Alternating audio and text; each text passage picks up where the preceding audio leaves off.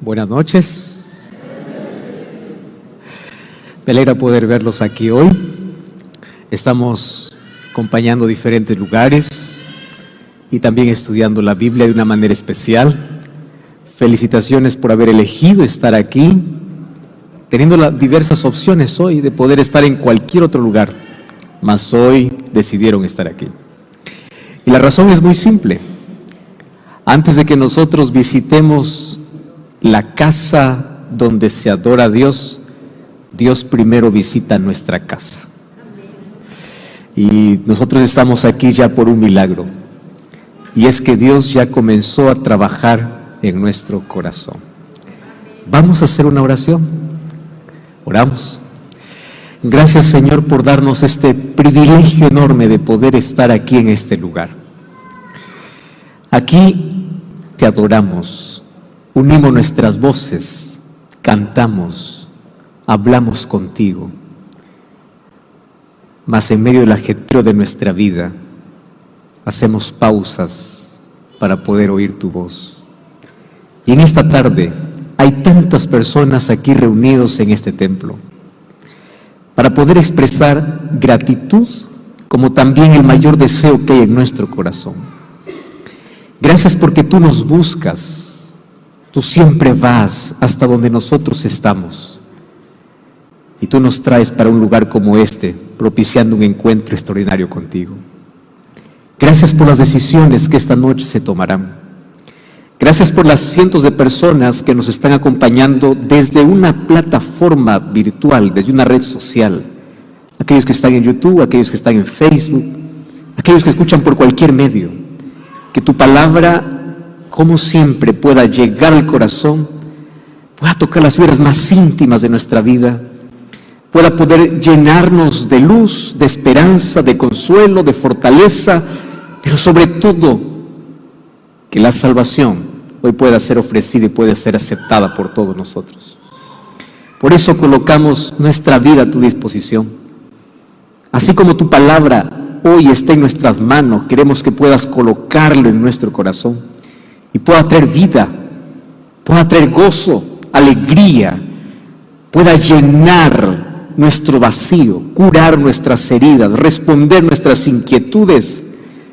Y hoy podamos salir tan felices de haber tenido un encuentro transformador con Cristo Jesús.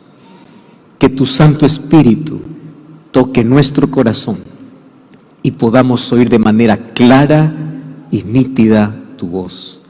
En el nombre de Jesús. Amén. Amén.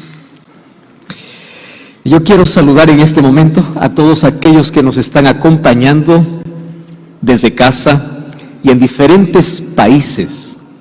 Aquí tenemos una iglesia reunida, más tenemos otra iglesia virtual, allí del otro lado.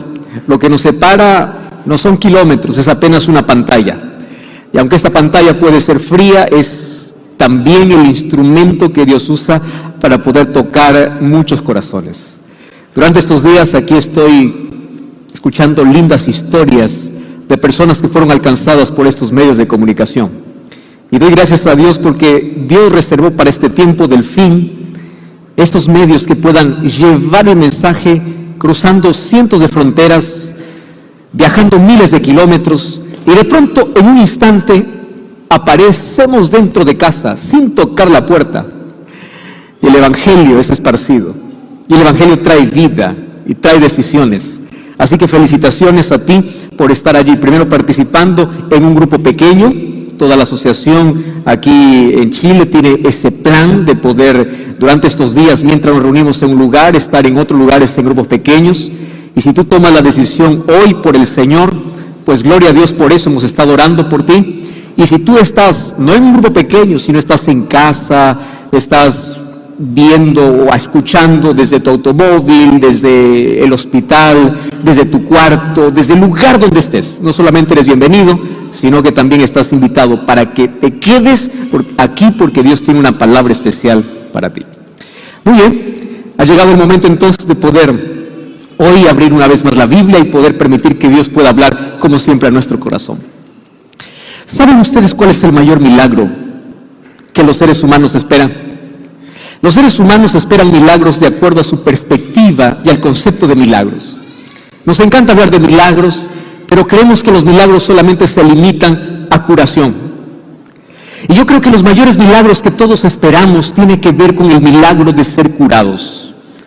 Personas que están en hospitales esperan el milagro de curación del cáncer, curación de una enfermedad terminal, curación de algún problema. Los seres humanos buscan milagros cada vez que se trata de curación. Mas el mayor milagro que Dios ofrece para todo ser humano va más allá de curación. El mayor milagro que Dios hace y ofrece para el ser humano es el milagro de restauración. Y restaurar va más allá de curar. Dios puede curarnos de una enfermedad, puede.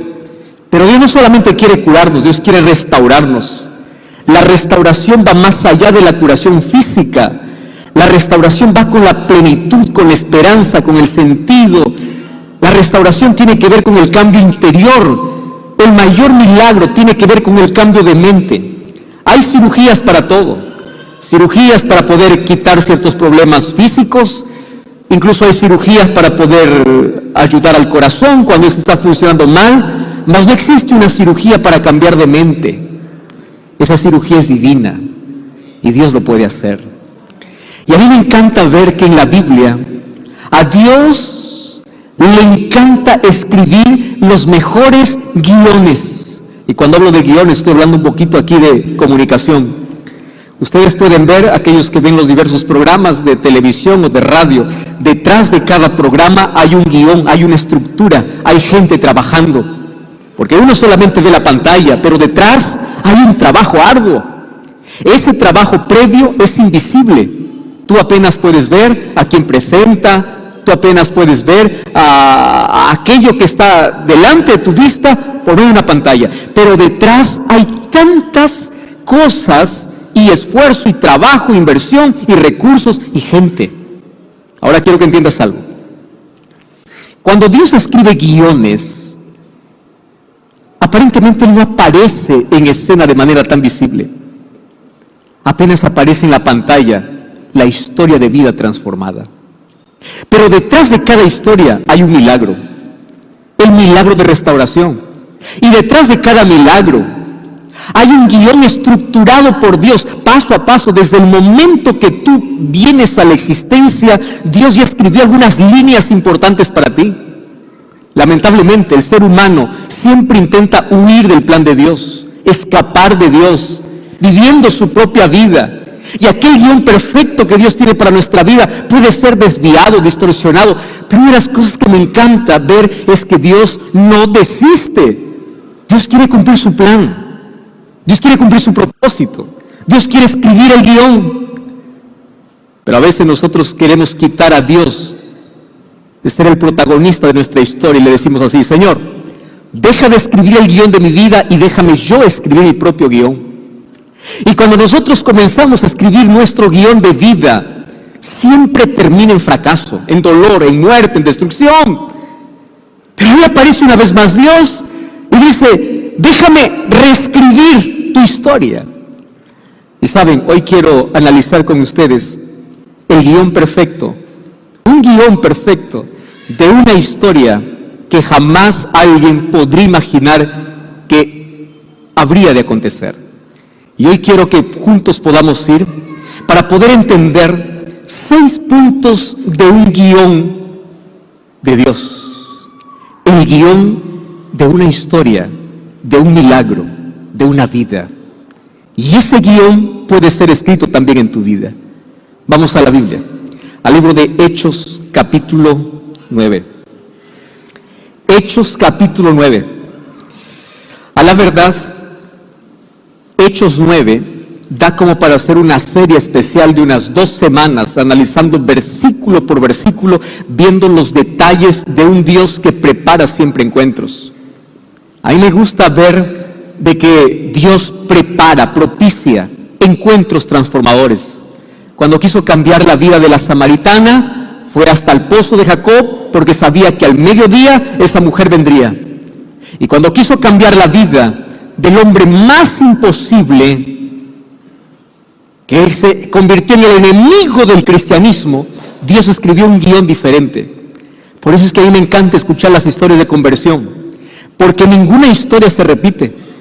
Cada historia es única, cada historia es singular. La manera como Dios nos alcanza es de una manera extraordinaria porque es única, es irrepetible. Tu historia es un milagro. Y Hechos capítulo 9, versículo 1, comienza la historia mencionando un nombre. ¿Qué nombre? Saulo.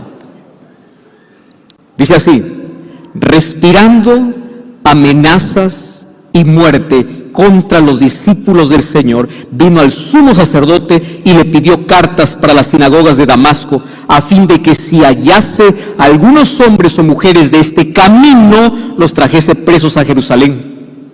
Mas yendo por el camino, aconteció que al llegar cerca de Damasco, repentinamente le rodeó un gran resplandor de luz del cielo. Déjame parar aquí, porque aquí tengo dos cosas para mencionarte. Número 1, Saulo. Ese nombre era el nombre más temido, que causaba terror. Cuando Cristo ascendió al cielo y dejó a los discípulos, apareció alguien queriendo terminar con el cristianismo. El nombre de ese hombre era Saulo. Pensar en Saulo para un discípulo del Señor era pensar en un hombre imposible de poder alcanzar.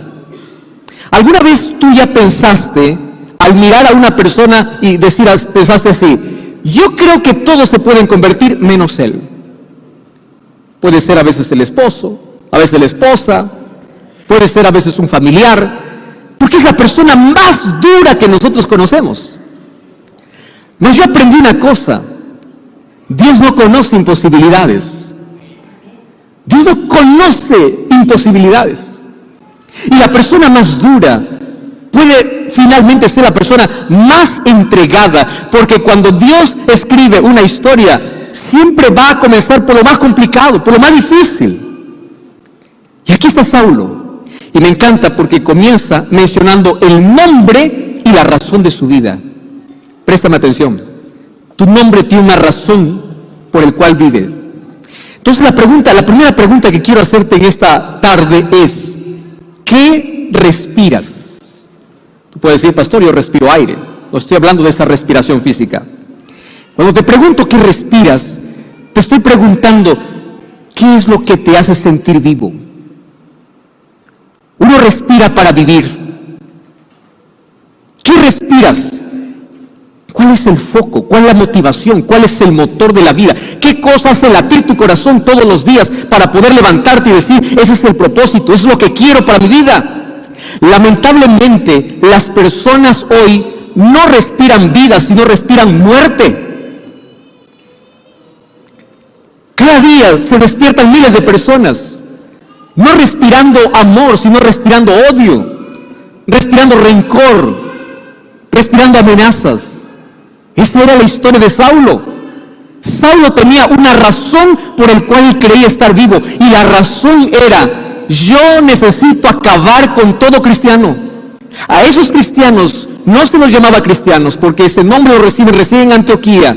Antes se les llamaba los del camino. Y si tú te fijas, es del camino con C mayúscula, porque camino era aquellos seguidores de Cristo, que era el verdadero camino. Pero en el siguiente versículo dice: él perseguía a los del camino, pero él tenía su propio camino. Préstame atención. Tú tienes dos opciones en la vida: o seguir el verdadero camino que es diseñado por Cristo, o transitar por el propio camino que tú quieres. Y eso va a depender cuál es la mayor motivación de la vida. ¿Qué respiras? Pablo solamente aprendió a respirar amenazas y muerte. Y ese es el reflejo de una sociedad actual. La sociedad de este tiempo solo respira muerte. Solo respira muerte. Porque un corazón sin Cristo, una vida sin Cristo, no puede respirar esperanza. No puede respirar paz. Una vida sin Cristo no puede tener un propósito más noble. El camino que el ser humano se proyecta siempre concluye en muerte. Una vida sin Dios es respirar muerte. Totalmente.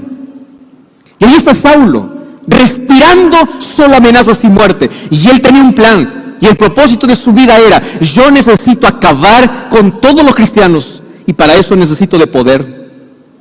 Así que un día se fue a los sacerdotes y pidió cartas. Las cartas representarían el poder que él tendría para poder entrar a la sinagoga, sacar a todo aquel que está cantando, aquel que está adorando, llevarlos para Jerusalén y ahí en Jerusalén destruirlos. Ese era el plan, la meta, el objetivo, el sueño que él tenía. Él pensaba hacer un favor a Dios eliminando a aquellos cristianos. Ahora, fíjate una cosa. Él está a punto de conseguir su plan. Yo conozco en la vida gente tan preparada y gente tan brillante que cuando se propone alguna cosa casi siempre lo alcanza. Conozco gente así. Gente que dice así: yo quiero tal cosa. No importa si está bien o mal, eso queda a tu criterio. Yo quiero y lo voy a lograr. Gente decidida. Y una de las cosas que Dios está buscando es gente que sepa lo que quiere. Gente que sepa a dónde va, qué quiere en la vida. Aunque a veces nuestros deseos sean los más equivocados. Aunque nuestros deseos nos lleven a la muerte. Mas cuando nosotros estamos dirigiendo para poder cumplir nuestro plan, nuestro objetivo, aquello que respiramos en la vida, bendito Dios que se coloque en nuestro camino. ¿Sabes para qué? Para cambiar nuestros planes. A esto yo lo llamo el fracaso humano de la oportunidad de Dios para cambiar un plan de muerte a un plan de vida. Benditos fracasos que en la vida te pasaron y te colocaron de rodillas porque te colocaron en la mejor posición para mirar al cielo. Benditas crisis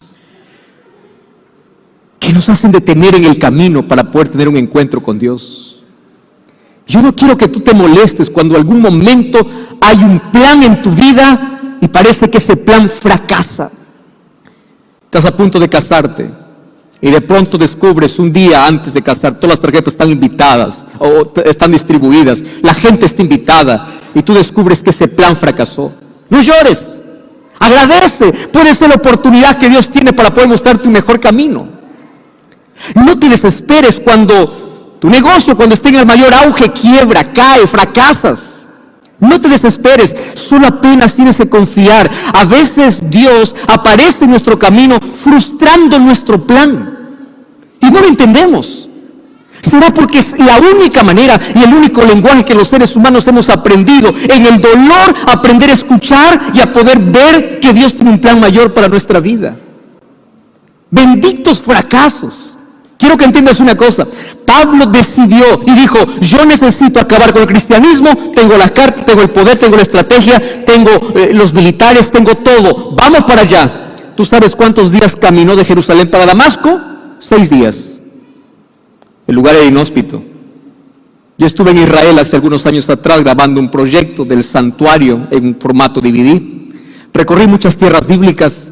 Una de las cosas más difíciles de Israel, especialmente en tiempo de verano, es poder caminar por aquellos desiertos realmente desesperantes. La arena comienza a hervir en el calor del día. Esa fue la grabación más complicada que yo ya tuve. Moscas por todo lado, animales por el desierto y ese calor sofocante. Mas para aquel que quiere algo, ¿qué le importa? 6 días, él no tenía un avión, él no fue en carro, había solamente 2 maneras, o era a caballo o era caminando. Y él imagino que tomó un caballo junto a un séquito de otras personas o otros militares que le daban ese poder y caminó 1 día, 2 días, 3 días, 4 días, 5 días. Y a mí me encanta imaginar que Dios está allí desde el cielo mirando y diciendo así: está bien, avanza. Tu plan va hasta donde yo quiero. Porque tú puedes hacer los planes que quieras hasta donde Dios te permita. Un día Dios permitió que la torre de Babel sea levantada, hasta que Dios dijo: llegaste hasta aquí. Tú puedes hacer los planes que quieres en la vida hasta donde Dios te permita. Y si alcanzaste algunos planes y objetivos en la vida, es porque Dios lo permitió. Y si hubieron planes que fracasaron, es porque Dios también te limitó. Y me encanta pensar en cómo los planes de fracaso pueden convertirse en planes de bendición. Su plan fracasó. 6 días. Él estaba entrando a la ciudad. Dice que él ya visualizó Damasco. Allá está Damasco. Vamos a entrar, vamos a acabar, vamos a ejecutar el plan. Y cuando esté en la puerta, aparece una luz. Repentinamente. Es Dios. Y Dios le cambia el plan. De muerte a vida. Dios cambia los planes. Siempre para nuestro bien. Allá aparece Dios. ¿Y sabes qué cosa es lo más irónico? Préstame atención aquí. Dios manda a Saulo a la misma ciudad que él iba a destruir para reconstruir su propia vida. ¿Tú sabes a dónde le mandó después que cayó al suelo? Después que escuchó la voz, ¿a dónde le mandó Dios? A Damasco. La tierra que para él era destrucción, finalmente sería la tierra de su transformación. Y ahí aparece la siguiente escena. Cayendo en tierra, oyó una voz que le decía: Saulo, Saulo, ¿por qué me persigues? Y él le dice: Señor, ¿quién eres? Y le dijo: yo soy Jesús, a quien tú persigues. Dura cosa te es dar coces contra el aguijón. Y él, temblando y temeroso, dijo: Señor, ¿qué quieres que haga? Y el Señor le dijo: levántate y entra en la ciudad y se te dirá lo que debes hacer. ¿A qué ciudad Dios le manda? A la ciudad que él iba a destruir. Dios le manda para reconstruirlo. Qué lección importantísima que encuentro yo aquí. Cuando Saulo fracasa en su plan, Dios le muestra un plan superior. Y allí, cuando se presenta a Saulo, se presenta con una pregunta, porque a Dios le encanta preguntar. El plan de salvación comenzó con una pregunta. Dios le dice a Adán y Eva: ¿dónde estás? Una pregunta. No porque Dios no sabía dónde estaba Adán y Eva, sino porque quería que Adán y Eva sean conscientes que están distantes de él. Un día, cuando Elías está huyendo en el desierto, Dios aparece y le pregunta: ¿qué haces aquí? No porque Dios no sabía, sino porque Elías tenía que reaccionar. Un día se acerca un paralítico que está 38 años frente a un estanque, esperando un milagro, y le hace la pregunta: ¿tú quieres ser sano? Las preguntas demandan de una respuesta reflexiva. Y la pregunta que Dios le hace para Saulo es: Saulo, Saulo, dime por qué. Y Saulo nunca le respondió por qué. Saulo cambia la pregunta. En lugar de darle una respuesta, Saulo hace una nueva pregunta para Dios. Yo te voy a responder por qué si tú me dices primero quién eres. Y yo creo que esta es una de las preguntas más inteligentes que todo ser humano puede hacer. ¿Quién eres? Yo soy Jesús, a quien tú persigues. Ah, tú eres Jesús. Y más inteligente aún, cuando tú sabes que es Jesús, tú tienes 2 opciones allí. O decir: déjame tranquilo, hacer o seguir mi propio camino. O la segunda pregunta y la segunda opción es: dime qué quieres que haga. Pero estas 2 preguntas tienen que ir de la mano. Sabes que hay personas que cuando se encuentran con Cristo apenas hacen la primera pregunta. La primera pregunta: ¿quién eres, Señor? Y van, estudian la Biblia, descubren quién es Dios, pero se quedan allí. Tienen miedo de hacer la segunda pregunta, porque la segunda pregunta demanda de un compromiso, demanda de una entrega. Hay gente que conoce a Jesús desde niño. Hay gente que sabe quién es Dios. Hay gente que creció adorando a Dios. Hay gente que conoce quién es Cristo, pero solamente está bien allí. Dime quién eres, suficiente. Porque la pregunta ¿qué quieres que haga? Demanda de compromiso. Cuando le dice ¿qué quieres que haga, Saulo? Lo que le está diciendo es: dime cuál es tu plan, cuál es tu voluntad. Yo me cansé de seguir mi propio camino. Dame el propósito para mi vida. ¿Qué quieres para mí? Yo no quiero más seguir así. Tú eres Jesús. Yo pensaba que estaba haciendo lo correcto, estaba haciendo las cosas bien. Pero ahora que aparece en mi camino, dime qué quieres que yo haga. Y Dios siempre te va a presentar un plan a través de su iglesia. Por eso es que Jesús no le dice: ahora te voy a levantar como predicador. No, le dice, anda a la ciudad. Y allá en la ciudad Dios va a levantar a un mensajero. ¿Estás entendiendo por qué tú necesitas ir a una iglesia? ¿Estás entendiendo cuál es la misión del mensajero? Dios envía siempre a alguien que quiere descubrir el propósito de la vida a Damasco. Le envía a la iglesia, le envía un mensajero, le envía un amigo, le envía a alguien para mostrarle el plan que Dios tiene para él a través de su palabra. Y ahí está.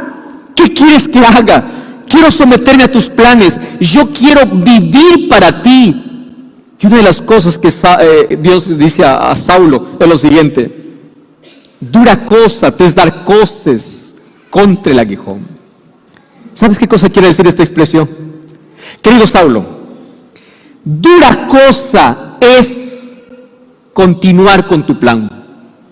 Es como intentar quebrar una roca con tu cabeza. Quien se va a herir eres tú. Yo sigo siendo Dios, pero tú sin Dios, ¿quién eres? Tú estás intentando seguir tu propio camino y tu propio plan, y eso te lastima. Cada vez que tú te alejas de mí, lo único que estás consiguiendo es herirte. Por eso Job capítulo 9, versículo 4 dice, Él es sabio de corazón y Él es poderoso en fuerzas. ¿Quién se endureció contra Dios y le fue bien? Dura cosa es golpearse contra la roca, intentando rechazar a Cristo, vivir lejos de Dios, porque finalmente tú terminas herido. Es allí donde la pregunta inteligente de Saulo es, entonces, si eso es lo que estoy haciendo en mi vida, dime, ¿qué quieres que haga? Yo quiero que entiendas una cosa. Tú puedes tener muchos planes bonitos en tu vida, pero el mejor plan siempre será aquel que Dios tiene para ti. Siempre será ese. ¿Y sabes cuál es el mejor plan que tiene para tu vida? Salvación. Y allí Dios le cambia de perseguidor a proclamador, de asesino a instrumento, porque Dios puede levantar de lo peor de este mundo como un instrumento en sus manos, cuando por su gracia son alcanzados y son perdonados. Así que la pregunta más importante no solamente es quién eres, Señor, sino ¿qué quieres que haga?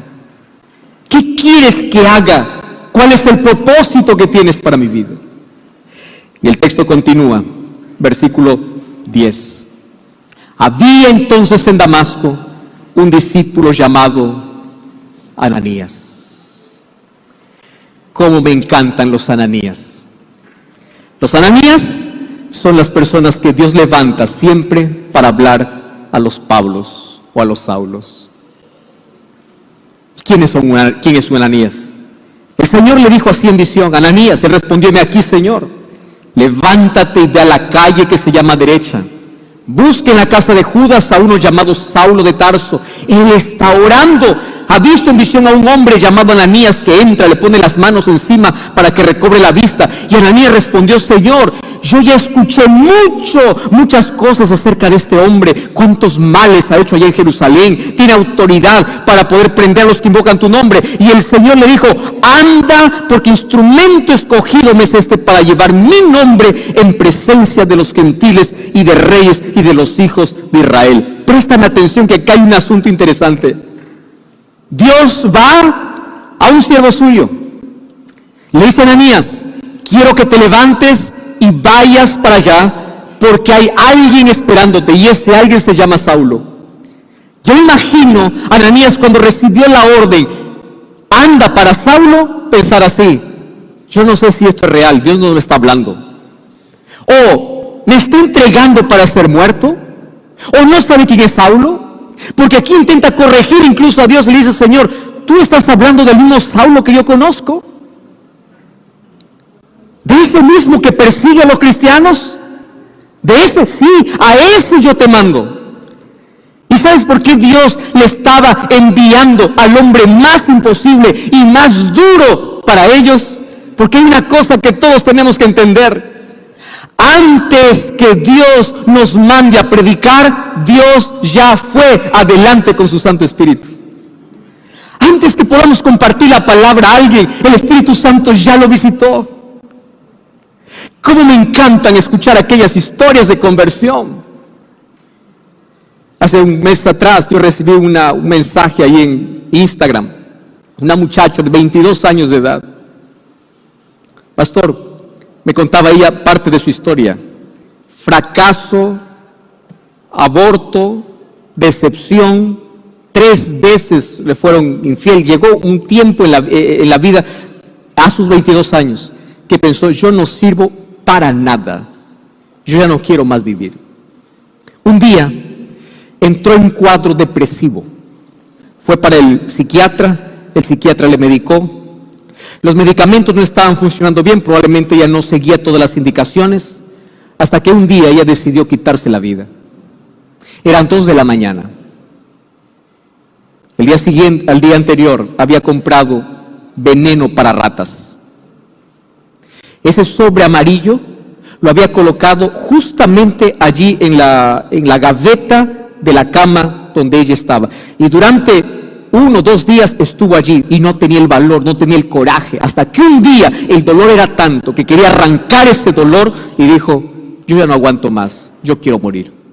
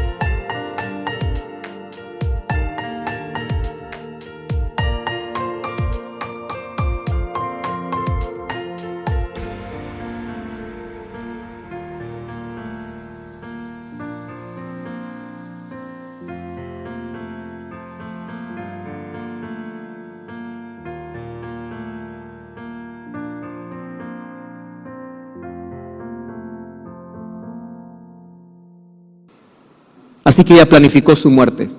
Un día antes compró una gaseosa de 2 litros. Y ella dijo: para que el dolor sea menor, o para poder aliviar mi sufrimiento,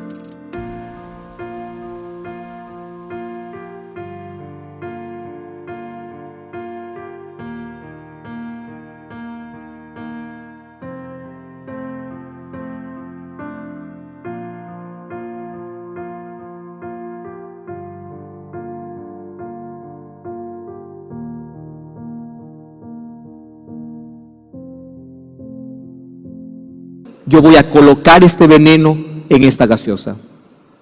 Así que no pudo dormir toda la noche. En su cabeza rondaba tantas cosas solamente de fracaso, porque Satanás sabe cuál es tu punto más vulnerable y cómo atacarte peor para destruirte. Ahí en aquella noche de insomnio, siendo 2 de